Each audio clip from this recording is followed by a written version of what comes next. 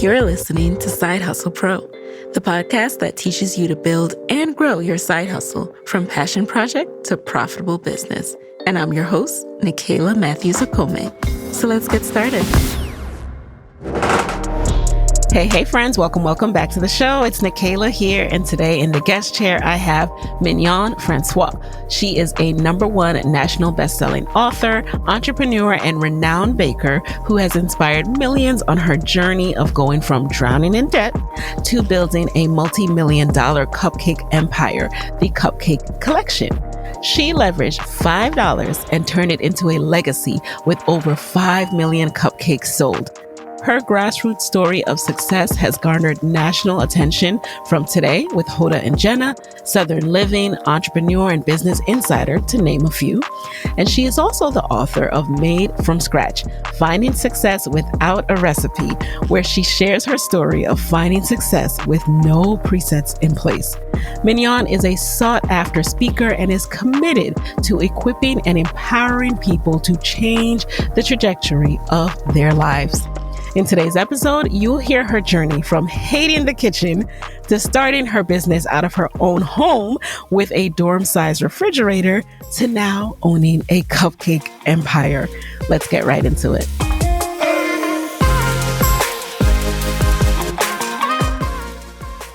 Welcome to the guest chair, Mignon. I'm so excited to have you and to learn more about the Cupcake Collection. Yep, I've been watching your podcast. I'm so excited to be talking to you today. You. I'm a fan. I am very excited. When Mignon, not many people get through to me via email pitch. I got to tell you. Not these days. We won't get into that. But your email, your team's email immediately intrigued me. I was like, oh my gosh, who is this? I've never, I haven't come across the Cupcake Collection yet, but now I know. Yes. And I want to know, given your background, right? I understand you weren't even a baker. You weren't even a fan of the kitchen. So why cupcakes? Why did you start this business? Yes, I was not good in the kitchen. I burned the bread. And here we are 17 years later. This is my life and the recipes belong to me. I was living in my house with no electricity on a regular basis. Running water was something that we often had to go to the Kroger around the corner to purchase in order to fill up the tub. We had this little burner thing outside of our back door that we could warm the water up with when the electricity was out so that our children could take warm baths. And that was common in our household. When I was listening to the radio and a man said you could get out of debt by having a bake sale or a garage sale, well, I knew I couldn't have a garage sale because we sold everything we had to get to Nashville. So it's going to have to be a bake sale. Problem is, I don't know how to bake, not even out of a box. But I had these two daughters who were really loved being in the kitchen. Both of them, we thought one would be a homemaker and the other one would go to college to be a chef. That's what we thought and believed to be true. And so I went to them with my idea. And as soon as we got started on our idea, my oldest daughter let me know, Mom, I'm not really interested in your little bakery idea. So I'm going back home to New Orleans. You gotta love the honesty. Yeah. She was going back home to New Orleans where we're from. And so without her, the youngest daughter wasn't interested. So I had put a sign outside of our home that said bakery coming soon. And I believed that meant that everybody saw it. And I believe that's what it took to tell the world that I was going to be opening up a business. So I do what I say I'm going to do. And so, yes, I'm a person who keeps my word. And so I believed, well, I guess I got to learn how to bake. And so that's what I did. I started with my grandmother, a telephone call to my grandmother, because she was my favorite baker and maker. She taught me how to cook long distance when I was 17 over the phone. And so I was like, I'm just going to do what I've done before. I'm going to call grandma and I'm going to get this recipe and that's just going to be what it is. And my grandma was like, but I don't have any recipes. And she would make from her soul. be a pinch of this, a little bit Yes. of that. But I feverishly wrote like my life depended on it, what my grandmother was saying. And after we hung up the phone, she told me, call me back if you need to. My mother would only give me 5 minutes to talk to my grandmother because that's what she could afford, because long distance back in those days wasn't unlimited. We used to have to Right. We pay had to pay by for the that. minutes. And so me and my grandmother would talk really quickly in order for me to get the instructions. And Wow. so coming 17 years later into my own kitchen, we knew how to do this. And so she said, call me back. And so I wrote down everything she said, and I made my first unsuccessful attempt to make a cake. And then I went back again and I studied what she had said. And there in my kitchen, I had this Hmm. aha moment. Every stupid thing that you've ever had to do is taking you from where you are to where you want to be. And I had gone to Xavier University studying to become a doctor. I had to change my major and move schools because I was flunking out of my science classes because I couldn't apply the science to the human body. And so here in my kitchen, it all Really? made It wasn't sense. clicking for you. Right. Here in my kitchen, 17 Mm. years later, it all made sense. Oh, this is chemical reacting. It's just flour, sugar, butter, and eggs. That I understood. And then I began to realize that I could manipulate ingredients to get what I wanted out of them. And I began to write my recipes from that day forward.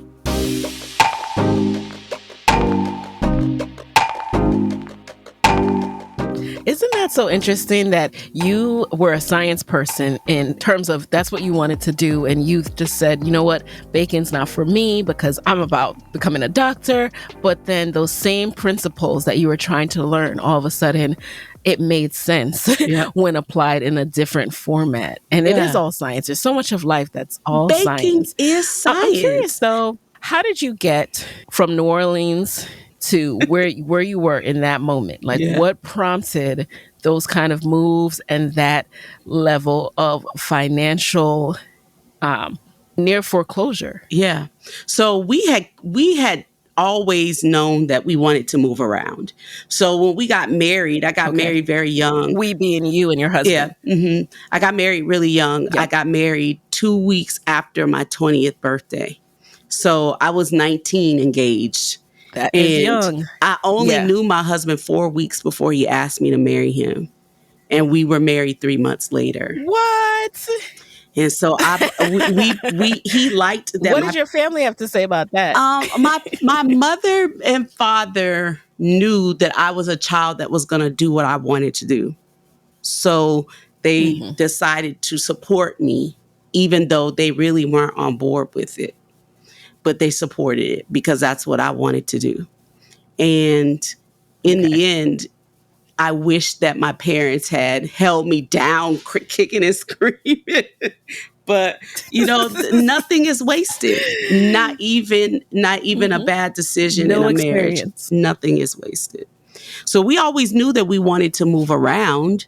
We had moved to Houston shortly after we got married. Then we moved back to New Orleans, and then we moved back to Texas again, and then we were in Atlanta before we came to Nashville. And then when you started with the materials, what was that initial investment? Because when I think of like legit baking, I Mhm. think of that big expensive stand mixer and I Yes. think of those kind of materials, especially if you're about to do this on a business level. hmm So what Yep. was that expense for you? I think that I was totally naive.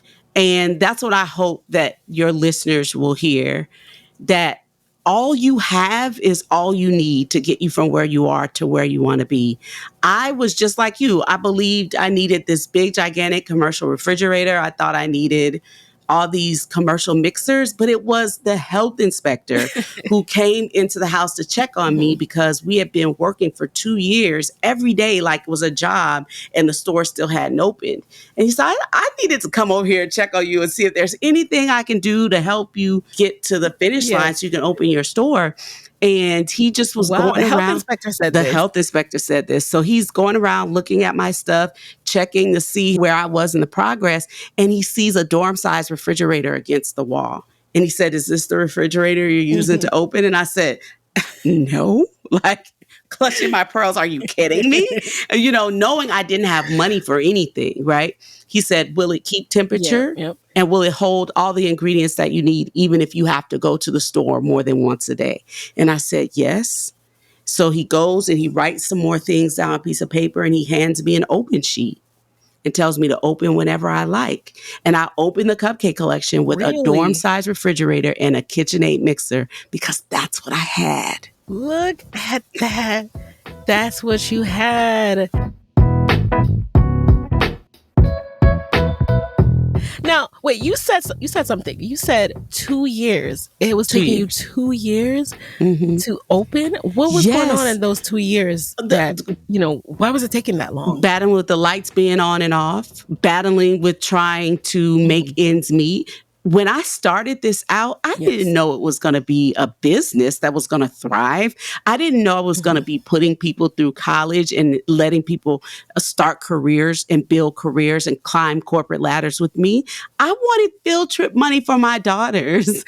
My oldest daughter was going to the 12th grade. She needed senior dues money. I wanted my kids to have what all the rest of the children had. And I was a stay-at-home mom. So this was my idea to be able to do my due diligence to help make the ends meet in our household. I just wanted field trip money when I started out. So coming to Wow. what it has just been lagniappe, as we say in New Orleans. It's just been the extra. And I promised God if he would make me successful, I'll tell anybody who will listen about what they can do if they believe. You think you need big bunches of loans and, a whole bunch of experience under your belt. I had no experience. I didn't know how to bake. I was losing the house where the Cupcake Collection exists today. On the day that I opened the store, it was set to be foreclosed within a month.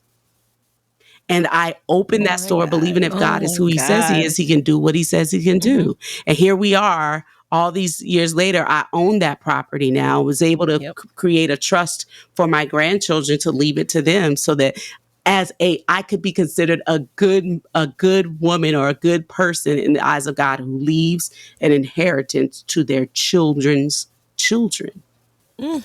Woo, what a testimony. And I love what you said there about the trust. All right. Are y'all paying attention? So she went from her almost on her last, almost being foreclosed to now having a trust. Not just, people say, oh, I'm going to leave this to my kids. They don't got nothing in place. No, you got a trust in Yes. place. Okay. You Yeah. got your financial ducks, wealth planning in effect. hmm So important lesson for us all. Yeah, and it was only $5 that I had when I started. When my neighbor knocked on the door Yeah. and asked me to make cupcakes for all of her clients, I was Mm. sitting in the house with Yeah. no electricity on that day because I couldn't afford it. So I would sit in the house in the dark during the day, and then I would turn the generator on to make the lights come up when my children got out of school. So she asked me why I was sitting in the dark, and I said, because I'm meditating. And she believed me. Come on now. She Yeah, believed me and yeah. didn't ask any But more she questions. saw that sign. So Yeah. someone saw the sign on your front door. My neighbors believed in this place. Yeah. So when you had, just to make sure people understand the story, your Mhm, story. So, you were down to your last five or what have you, but you used what you mhm, had and you got the ingredients. I'm assuming mhm. $5 worth, or maybe Yes, went I in a got little $5 debt. worth of $5 ingredients. worth. Okay. And then started from there. So when Yeah. you made your first batches and they were bad, were you still selling something in order to reinvest into the business? Like, how did it grow from there? So when I made my first list of ingredients, that's not the $5 I'm talking about. When I was Okay. practicing in my kitchen before that was in Ah, the beginning of the 2 years. I was okay. practicing in my kitchen before anyone ever even knew that I would have something. I started going out into the community saying, as they would tear down one house and build up 15, I would stop those real estate agents and say, "Hi, I'm Mignon Françios. I live in the house across the street. See the sign? online bakery coming soon? Just to build the rapport that they knew that I wasn't asking them to buy from somebody who was just some Mm-hmm. person off the street who was scamming them. Mm-hmm. I would ask them if they would taste what I was testing. And so I would give them a cupcake or give them something I made, and they would come and knock on my door and ask me for more. And Ooh. those people began to be my first customers. And those were the Okay. people who were with me for the 2 years. I would make cupcakes, I'd buy a spoon. I would make cupcakes, I would buy a bowl. I would always use something to increase my wheelhouse. I would always use something to increase my storage so that I would be able to one day open up this business because I didn't have any credit. I didn't have Yeah. any money. So I was going to have to bootstrap everything. It was that neighbor who knocked on the door while I was sitting in the dark with only $5 left to my name, who asked me to make cupcakes for all of her clients. That was going to be 600 cupcakes, and I didn't have any money to take the order when I heard God say, but I feed birds and they don't toil for anything or store up in barns. And so I decided to take the $5 that I have as I was stuffing cash in envelopes in the back of my house, just trying to do this Dave Ramsey baby step plan where you would snowball your way out of debt. And all I had was $5, and I hadn't even allotted anything for my children to eat when she knocked on the door. And so I decided to take a gamble and take that $5 and go to the store and buy what I could. I turned it into 60 that day. And I took that 60, I put the 5 back that I started with and went back to the store and turned that 55 into 600 by the end of the week. And that is the money that I've been flipping for 17 years. I did this with no debt. I did it with no knowledge of the business. I did it with no experience. I did it with no loans. And I've used that same seed money to create what I've created today. That is a message right there. That is a message. And I'm glad you keep driving that home because I know for myself, one of the things I like to repeat is done is better than perfect. Even still, there are times you're going to buck up against, for lack of a better word, you're just going to keep confronting this thought that, oh, I can't do this next phase of my life, this next phase of my business until I get this perfect. And you just have to keep on using what you have in that moment. So thank you for reminding us of that. Like, yes, you can get better. You know, I'm sure your marketing budget now and what you do now is way different than when you had $5. But if you hadn't started with that $5, you wouldn't be here now. Besides word of mouth, how did you really start to beef up your marketing? I would say that my children were my biggest cheerleaders, and they were the ones that were going out doing whatever they could. They would come after school. They would help me and all I could pay them was whatever was in the tip jar. That's all I could pay them, whatever's in the tip jar. And so we would make these little flyers. I have a background in mass media and photography. And so I was my own photographer. I was my own PR. I had a degree in journalism that I could use. So all these things that I had available to me came back to serve me. And we would make these little flyers. And we're on this street where there's a really popular restaurant in our block. And people would be milling around and waiting, and that restaurant didn't have any dessert. And so my son would go down there, and he got permission to talk to the people, and he would invite them down to eat cupcakes with his mom. And those people would come, and they would bring the whole table with them because the way the restaurant is set up is that you would eat with strangers and you'd pass the food around. And so you'd eat until you were full, and those people would get up. To this day, when you go down there to eat, you'll meet a stranger and there'll always be a conversation that leads you down the street to the Cupcake Collection. And it was something that my 15-year-old son started people out doing. Wow. Just trying to get people to hear about what his mother was doing down the street. And now people know, I'm sure they have it on TripAdvisor, like go here and then make sure you go here. Yes, wait, we won an award from TripAdvisor too. Get out. I'm not surprised. So I'm a little confused. Okay. When you opened, were you opening out of your home or how did you afford this storefront if it wasn't out of your home? Yeah, that's such a great question. We opened inside of our house. It was Okay. my husband's former man cave that I used to make my storefront. I Okay. didn't want to open it in my house. I wanted Uh-huh. some, Separation. storefront somewhere else. Yeah, Right. I wanted to be able to go to work and all of that kind of stuff, but I couldn't afford those things. But our Mm-hmm. home was zoned mixed use. So Mm-hmm. because I had a separate door that people could come through, that I could use that room as my bakery. And Ah, so this is what I want somebody to hear who may not have a home they already have or something like what I used. Everybody has a measure that they can start with. mm-hmm. Everybody has something. There is nobody who starts with nothing, has Right. nothing that they can use. Right. Everybody has a measure of something, a gift, a talent that they can use to get them started. And Mm-hmm. I had a house that was condemned when I bought it. My children and our whole entire family, we put in the sweat equity to fix this house up. We moved into it. It was 2 rooms and a half bathroom. And the half bathroom was a toilet and a tub. Like that was the grit of my family. And so we used what we had to get us to where we needed to be. And it was in 2005 that we acquired the property, 2008 that we opened the business. So we didn't know when we bought this house that that's what our lives was going to be. I didn't even like being in the kitchen at the time. But Yep. in the process of hearing this man on the radio say that we could get out of debt, it could help our family, we were also cleaning up and fixing up this house with whatever little bits and pieces and going to Habitat for Humanity and picking up stuff from off the side of the road. There is a case for my cupcake display that we got for free from a renovation that was happening on the corner.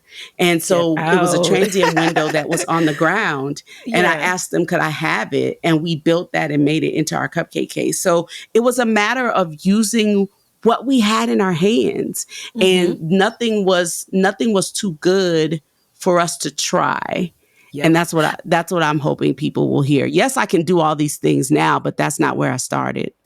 You know what I hear too? It's this idea of you have more than you think you do, or you have more opportunities than you might realize. And I always Yeah. say this thing to new moms of like, your village is bigger than you know, because I know Hmm. when I became a new mom, I started talking to people that I hadn't spoken to in years, just off Hmm. that connection of being a new mom. We all of a sudden were bonding through Instagram DMs and things like that. Your village Hmm. is bigger than you know. When you're starting a business, you might not have this storefront, but what can you use? Yeah. Let's brainstorm, like sit down and really think about, all right, but what can I do? How can I remix that concept? And I have more, and I want you to start thinking that I have more than I think I do, because having that frame of mind really works. I heard a friend of mine say it like this: when it's in your head, it's an idea. When you write it down, it becomes a plan. Oh, yes. And Oh, when it's yes. like write the vision and make it Make it plain so that plain. others Make can it run plain. and not pass out trying to make your dream come true, right? And so there's somebody who is listening that has been waiting for some big event to happen in order for them to start. And I Yeah. just want to be that example that you don't have to wait. Start right now with what you have and get to where you're going. Right. And I think the reason sometimes that we wait for this big event to get started is because we're also expecting that it's supposed to pop right when we start. So we're like, we can't possibly launch here, because how am I going to have my big launch party? How am I going to have this Instagrammable thing if I do this? Like, no, no, no, no, no. That's not Yeah. going to happen either. It's not going to go from Yes. zero to $1 million either. So, once you level set those expectations, you give yourself permission to start, and you're like, oh, okay, Mhm. that's not real life. That's just Instagram highlight reel. Okay. So I can start here. It's not really, Yeah. doesn't actually look like that to launch a business. Yeah, it's not necessarily pretty Hmm. at first, Yep. and that's it's also not necessarily sweet either. Hmm. And the things that were happening to me in my life weren't sweet. I was losing everything, including Wow. my marriage. After 21 years, my husband asked me for a divorce when I opened up this Cupcake Collection. Was it because of the stress of the business? No, it just was, he had other ideas that he wanted to pursue, and they didn't include me. Okay. But after 21 years, it was like, you know what? I'm a yeah. I mean, I can laugh now because he who laughs, she who laughs last, laughs the best. Ooh, he laughed himself out of a bag. And I thank God. I thank God for it because I was a stay-at-home mom. I did it. My question to him was, what am I supposed to do? You want to leave. What am I supposed to do? My life has been caring for this family and for your children. What am I supposed to do? And so we decided to get the bakery opened. And in the process of getting the bakery open, you know, sometimes life happens. And when things start going well, you know, we kind of just stayed. And it would be I think it was about 7 more years before we actually went through with our divorce. 5 or 7 years later it was about 7 years later before we actually went through the divorce. Wow. And so at that point, did you stay in that house, or was it, you know, like, okay, we were able to move somewhere else and keep that as just a storefront for the business? Yeah. As the business grew, it pushed us further and further out of the house. And so now the bakery contains the entire house, and we live separately from the bakery.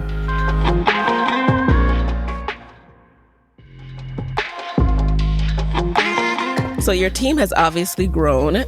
Tell us about the process of hiring and scaling your business and your team. What was that process like for you? Yeah, so hiring is really funny because I started out with my children. I would get up at 2 o'clock in the morning. And tell people how many kids you have, because I know you keep 7. saying that, and I don't think people realize you literally have a whole workforce. So that was easy. I have 7 children. Nice. And so I started out with them. They would come home after school and help me clean up and all of that kind of stuff. And they were the first workers that I had. I would get up at 2 o'clock in the morning just to go in there and start working, thinking that people were going to just bum rush the store. Everybody knew that a bakery was coming soon, and they just didn't. And I would sit there a lot of times by myself. It was people who would discover us or who had discovered us before would sit there for hours with me and say, oh, this is so great. And they would go out and tell other people. And those people would sometimes come behind the counter and say, girl, scoot over, let me help you.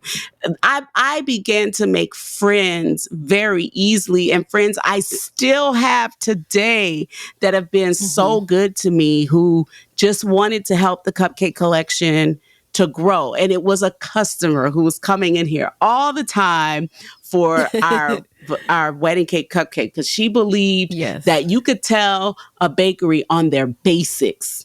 That if you could get white cake right, you could do anything. And so she was a chef. And one day we just asked her if she would like to work with us. And so she did. And it's some of the things that she implemented for us from the beginning that we're still using today, because I just didn't know what I was doing. What kind of things was she implementing? So she showed us how to take inventory in, as far as like taking orders. We would oversell all the time. And so she showed us how to separate those orders from the things that we were giving to the front of the house. So she created a front of house and back of house. And it was just her systems for baking and parting out things that showed us the demand. When I first got started, it was market research was looking out the window, seeing somebody over there who needed a cupcake in their hand, and me racing outside to say, hey, listen, would you try it? I'll give it to you if you'll try it. And I began to give the product away, and those people would come back and offer me money for that same product. And that's the way that I also got my first employees. My children would bring their friends home from school. Hey, I'll see if my mom will hire you. And their friends would come and their friends would work. And some of those kids are still with me today, all these years later. Wow. So I'm really excited about what we were able to do. I wanted to show people what good business looks like. And I wanted to light the way for other people to know what they could do if only they believed. And those same children, I let them know, listen, when my ship comes in, you are getting on the boat. And they believed me and they stayed with me. And I helped them to climb the corporate ladders that they wanted to be a part of. And so when they left, I held their hand leaving, as far as like writing recommendations for them wherever they wanted to be, because they helped me to create a company that had a reputation that I could stand on. And I wanted to give them something that they could stand on too. And so as they went on to other things, I opened doors for them from people that I knew, and they would come back and they would hold the door open for somebody else who needed to get in. Nice. And that's how we built the business, as far as on the employee side. And I love that distinction about having to create a system, having to really think through demand and inventory and, back of house versus front of house. It's not something that you immediately think about, right? Like, I'm sure a lot of people who are going into a food-based business, they're thinking about, how does it taste? They're thinking about, we got to get people to like this. But once they're coming in, you have to systematize how you do things, so you're not wasting food, and so you're not always running out of food either. Amen. I love that you shared you that. were so right. I was just worried about what it was going to taste like. Cake is my love language, and I wanted to speak it fluently. And so I wanted it to be something that people were going to really, really love. And with my name attached to it, my name is so unique. I just wanted people to have, say my name and it be something that they enjoy calling my name for. So you're right. All I thought about was what it was going to taste like. I felt like if it was good, they would come. What I also knew is that I wanted to pay Caesar what belonged to him. There's a Bible verse that says, pay Caesar what belongs to Caesar. So I knew I wanted to be able to afford my taxes.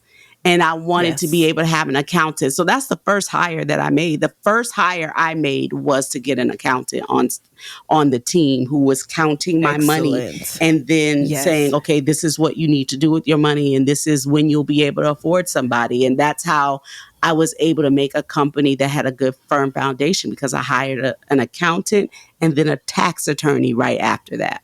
And how did you find those people? So my accountant went to church with me. And then the tax accountant that we had was a customer of ours. And her husband he just liked the business and just said, hey, I want to introduce you to my wife.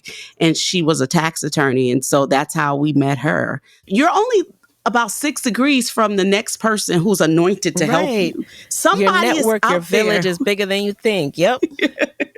And you probably know somebody who knows somebody. Yeah. And now this is a disclaimer, not to say hire everybody in your network. Still vet them. Just because, the homie is an accountant. I still got to vet them. Still need those certifications. Yeah.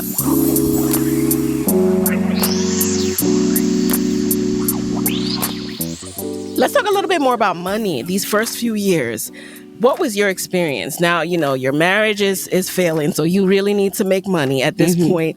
A lot of people are losing money in the first few years of the business. What was your experience? Were you profitable? Were you just breaking even? Were you able to take a salary? What was going on? Yeah, so, flour, sugar, butter, and eggs was a very cheap commodity back then. Okay. So we started out with our cupcakes being only $1.50. And no way. So you should come to New York. You know how much cupcakes cost here? And back then people would tell me, I'd pay you more for this.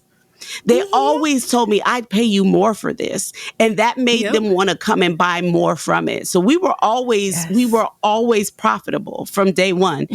Because we were in our home. We didn't have overhead. We were already using the electricity. I began to be able to help make ends meet right away. So I would take the money that I made from the day and I would part some out to go buy more ingredients. And then I would save some in order to, pay taxes. I would always save different envelopes. So that same envelope system that I was working on when the first customer knocked on the door was the envelope system I was using to build my business. So we were always profitable from the beginning because we didn't have any credit that we could use to get into debt with, right? So I would go and buy some ingredients, and from what I made in the day, I would put some aside. Now listen, it didn't become big piles of money at first either. I used to have $17 days. I remember, sitting on my chair and saying, God, I mean, I thought people were going to come. I thought this is what you told me to do. And my husband had called to check on me one day and asked me how things were going. And I got ready to open my mouth and complain about it. Mhm. And in that moment, I said, you know what? Whatever it is, God sent it. So I'm going to be grateful for it. And my life changed that day. It was that day that I never had a $17 day again. We got a $50 day, then we got our first $100 day. I remember our first $1,000 day, our first $10,000 day, Yes. because all along I was grateful for everything that came, knowing that if it came, it wasn't a surprise to God. And I thanked God for every person that came through that store, believing that they were sent there. And I would take the money that they were bringing me and I would make sure that I paid my bills first. And if I paid for the things first, then everything else was mine. And that has also been the same philosophy that carried us through the pandemic. One of the things that I looked at as we were going into a recession, because I opened my business during a recession. So when people were talking about being recession proof, it's like, well, wait a minute. I opened a business with no money I only during a know recession. recession. I only know recession-based businesses. And the way that I did it was I looked to the past to inform my future. Mm-hmm. If nothing is new under the sun, then nothing is new under the sun. And that's got to include this bakery business, right? And so Right. I looked at the Great Depression and I saw how they were doing money. And I saw that the Mm-hmm. people who were cash rich, who didn't have a lot of debt, were the names that you still know today. The Procter and Gamble's, the Hilton hotels, the people who make Tide, dish soap. These were the people, Sears and Roebuck, like these were the people who were thriving in a Great Depression because they were able to make loans to the people who didn't have any cash. And when they were able to call their loans back when things turned Yeah. right side up, they began to be wealthy, and those names are still here today. Yes. I love that you say that. I love talking about that because cash is truly king. And Yeah. we hear a lot about just so many aspects of wealth and building and all of that. But when you're running your business day to day, you gotta be able to have cash flow. Yeah. So that's like first and foremost establishing how are we going to make sure that we have cash flow, because Yeah. a business with no cash is that really Yeah. a business? So true. And I believe that's been one of the guiding principles for me at the Cupcake Collection. I'm not even in debt to my employees. So what I do with my team is they're paid every 7 days. There's a Okay. reason for that because when I was struggling, I couldn't see my way 14 days from now, especially when I got paid today Mm, and I used all my money and I don't have anything left. And I yeah. believe that you could figure out 2 days or you could figure out 5 days. You might be able to hustle up. Hey, can I eat at your house? Can I have the leftovers? Whatever you need to do for Yeah. 5 to 7 days. But when it starts being 14 days and 21 Yeah. days and 30 days, it's too much. So It's I too decided a much. long time ago that I would never forget where I came from. And so I made it such, and it costs me more money to do it this way because every time Mm, you run a payroll, it costs you yep. in taxes, it costs you in running that payroll. But it's my commitment to my team that I'm going to make sure they're paid every single week from what it is that they brought in the week before. And on top of that, I'm sharing profits with them. So when I say when my ship Wow. comes in, you're getting on the Yep. boat, I'm doing it right now. So Yes. they're sharing in the profits of how we grow. So their hard-earned labor, they get to see that. They get to see the fruits of Hmm. their labor and they get to celebrate with the Cupcake Collection. So when I win, they win too. We're bringing joy to all of America on Good Morning America. That is deep. That really is unique. You really don't hear people say that. They do that kind of Mhm. system. And you're so right about how when you're going paycheck to paycheck every 14 days, if you're Yeah. lucky enough to have a paycheck come in every 14 days, it is stressful. It is a Mhm. long wait. And I'm sure that helps to keep and maintain good employees. Oh yeah, when you have the system going. Yeah, it does. It does help you keep good people, but at the same time, it makes them be willing to invest back in you. When we saw ourselves going into the pandemic, they were afraid. They didn't know what was going to happen. I didn't know what was going to happen. And the government was offering them a better opportunity to leave me and go sit at home and take a paycheck. And I went to those same employees and I said, listen, don't leave me. I can at least do out of my savings what the government is willing to do for you. So if you stay with me, I'll make sure that I match what they're willing to do. And they still could have left because there came a point where the government said, we're going to even give you more to sit at home. But my team didn't take it. My team stayed with me and they did odd jobs for the business. So that meant delivering cupcakes here and there, they did it. If that meant, taking a phone into their house and answering the phones at home, they did it. And they did whatever was needed. And when we got right side up, and when the government started helping out companies like mine who kept all of that, we kept all of our team employed. We didn't lose anybody during the pandemic because we couldn't afford it. We grew during that time, and we realized that people needed comfort that they could control. And cake was one of those things that they chose, that because a 10-year-old doesn't know it's a pandemic. During the pandemic. We were all eating during the pandemic. One thing we didn't stop doing. Yes. So when we got right side up, I was able to pay them back for the cuts that they took in order to stay with me, just because I wanted them to know that I appreciated it. Now, let's talk about the operations. So what shifted in your business operation-wise from when you had $17 days to when you had $10,000 days? I think that we are still doing things the way that we had done them before. And that's what I want others to also know, that when you become successful, it doesn't mean that your problems go away. It just means that you have bigger problems. It just means that you have more of those things. So we added more locations ultimately to the Cupcake Collection. And so as we've added more locations, we've learned how to get up earlier, but nothing has changed. It's been the same way that we've done it in the beginning is the same way that we're doing it right now. I mean, more so when you're fulfilling, 20 orders a day versus when you, like you said, have more locations now and you're fulfilling thousands of orders a day, that scale of operations has to change. Like whether it's staffing, whether it's assembly line, whether it's making like more that. Cupcakes the night before. Yeah. How does that shift? So when I say we're still doing it the same way, we're still getting up and baking them fresh every single day. But one thing that I would say that we are doing, besides having added more people, we are a very small team that does a very large volume. One thing I did add, like in the beginning, we were doing things like using an adding machine, and then we added something by Toast now. And so everything is handled as far as cashier wise, it's handled on a machine that also connects and talks with our website.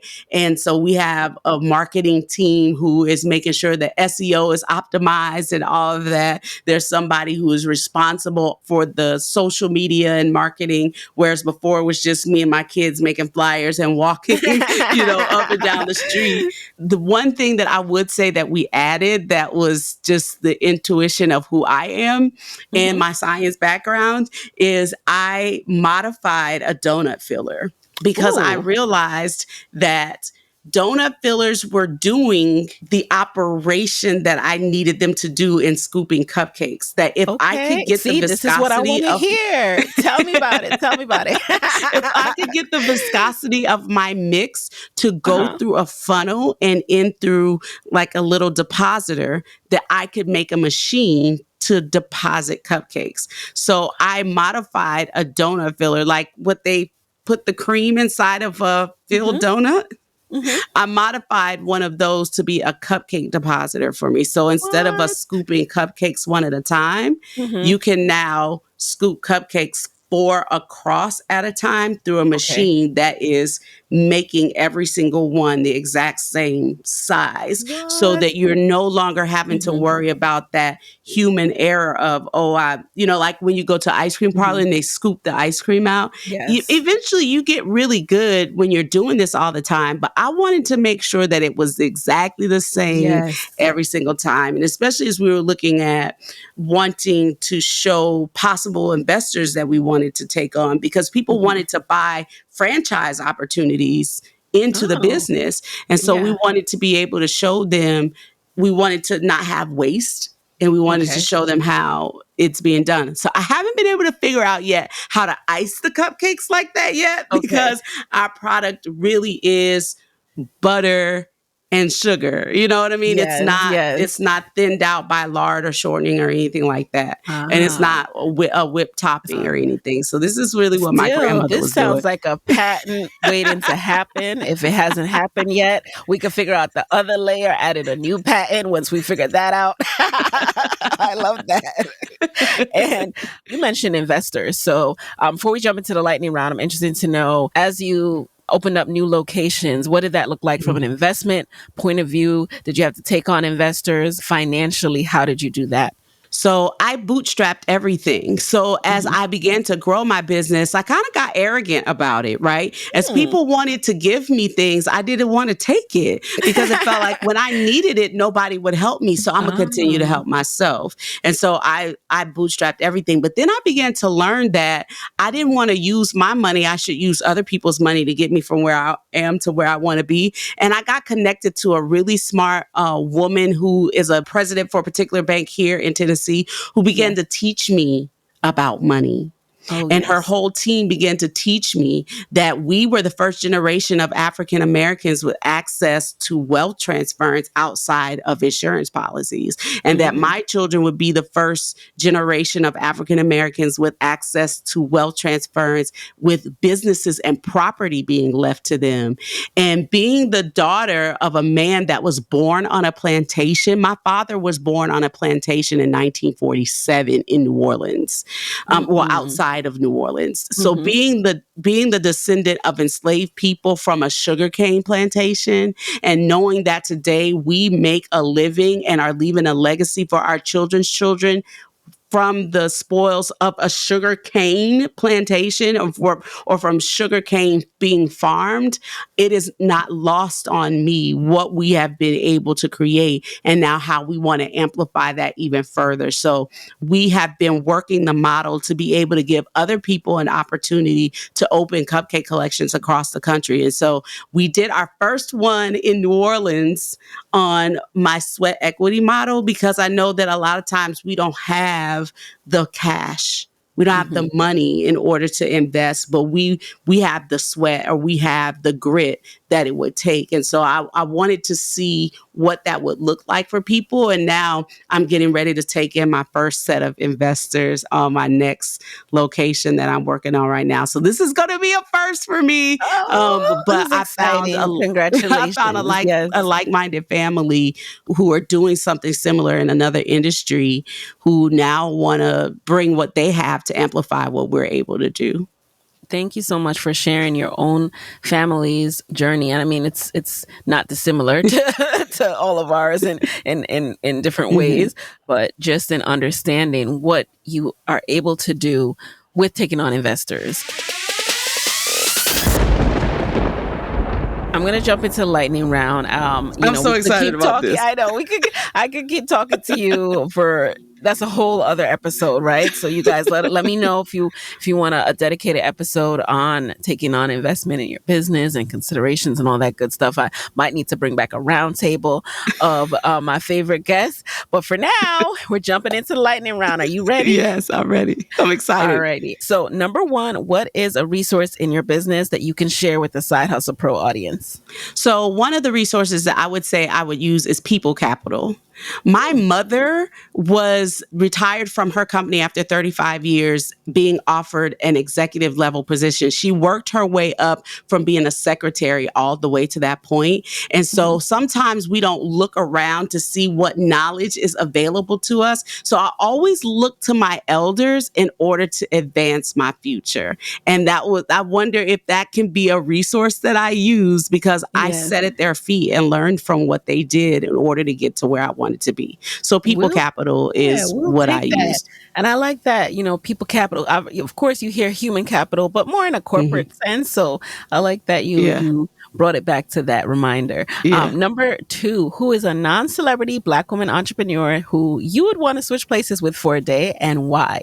Yeah, I would love to switch places with Delisa Guerrier. She is Mm. a Black woman who is one of the few that are certified as a contractor in Tennessee for all commercial things. So from residential to Mhm. commercial and industrial. And she's getting ready to open a theme park based on literacy What? because of the need in this area for our children to still learn to read. So she's opening up a theme park based around literacy, and I'm so excited for her. And because I want to go sit for my contractor's license, she Mhm. would be the person that I would love to change places with just for a day. She's so smart, and Yes. she was one of the youngest to be inducted into the Hall of Fame in her industry. So yeah, that's who I would want to change places with, See? Delisa Guerrier. I just love this question because I learn about someone new every single time. Number three, what's a non-negotiable part of your day these days? Yeah. I wake up every morning. When I open my eyes, I thank God for waking me up and giving me another opportunity to get it right. I ask him a question before I start the day. Before I put my feet on the ground, I ask a Mhm. question I fully intend and expect God to answer for me before I put my feet back into my What's bed. that? And that's a thing that I would never want to be able to miss my time with God every day because he's the one that Mm. gives me these ideas in the first place. Mm. Number four, what is a personal trait about you that has helped you significantly in your business? I would think it's my smile. I've been smiling Oh, like everyone is watching for a really long time. It's something I talk about in my book, right. Made from Mhm. Scratch Finding Success Without a Recipe, is that Yes. I hope you will smile like everyone is watching. When I was Yes. losing everything I had, I was still smiling. When I'm in that gym and I don't feel like going, because I need to elongate my life and because my cholesterol is high because naturally Because of from all the my legacy it's that way. I'm still smiling. When I was getting divorced and I was going through a very nasty divorce, I was still Mm, smiling because when people ask you how they're doing, it's sort of how you're doing. It's sort of like a rhetorical question. How are you yeah. today? They really Yeah. don't want to know. And Mhm. so I decided that I would let my smile be what people needed because those people would come back and bring me what I needed. Mhm. And so I started giving out hugs and smiles no matter how I felt on the inside. Yes. That's an important reminder. And I love Mhm. smiling too. And finally, number five. So now what is your parting advice for fellow women entrepreneurs who want to be their own boss but are worried about losing that steady paycheck? Oh my gosh, becoming an entrepreneur doesn't mean that you're going to be your own boss. It means that so many more people are going to be the boss of you. But I want them to know that it truly is the access to freedom. I believe that being Mhm. an entrepreneur is freedom at its finest. And I would say whatever it takes to get there, take it. I Mhm. teach my team that I am not their boss. I am their client because they are Mhm. in the business of their own labor. So even if Mhm. they only have one client, that being me, the Cupcake Collection, they still are in charge of their lives. And so for them, they understand to look at my business differently because they are in charge of themselves. And Yes. so I would say that becoming an entrepreneur doesn't mean that you'll get to be your own boss, but it does mean that you get to serve a lot more people. And when you come with an attitude of service, it leaves room for a lot to fall into your hands. Amen. Amen. That is quite a note to end on. And I think it's such a powerful reminder. I saw a quote recently about in some that it's really not about the money, it's about getting to live life on your own Mhm. terms. And I always tell you guys how much flexibility and freedom has been so helpful for me these last few years, especially since becoming a mom. And I wouldn't trade it for anything. So I'm going to do what I need to do to keep being able to have that freedom. So that was a word, what you just said. Now, where can Amen. people continue to get these gems, to continue to connect with you, Mignon, and the Cupcake Collection after this episode? Yes. Thank you for asking. So they can hop on Amazon and purchase my new book, Made from Scratch, Finding Success Without a Recipe. And Yes. then reviewing it there propels it into higher heights. They can also visit Instagram and find me on Mignon.François. That's Mignon.Francois. And then the Cupcake Collection at thecupcakecollection.com. We ship our cupcakes nationwide, and we've been voted as Woo-hoo. the best cake in Tennessee, the best cake in Louisiana, and we're ranking in the top 10 in the entire nation. Okay. Hello. Hello. There you have it, guys. We're going to link to all of that. Get your cupcakes. All right. And thank you again for being in the guest chair. It was an absolute pleasure. And there you have it. Hey guys, thanks for listening to Side Hustle Pro. If you like the show, be sure to subscribe, rate, and review on Apple Podcasts. It helps other side hustlers just like you to find the show. And if you want to hear more from me, you can follow me on Instagram at Side Hustle Pro. Plus, sign up for my 6-bullet Saturday newsletter at sidehustlepro.co/newsletter. When you sign up, you will receive weekly nuggets from me, including what I'm up to, personal lessons, and my business tip of the week. Again, that's sidehustlepro.co/newsletter to sign up. Talk to you soon.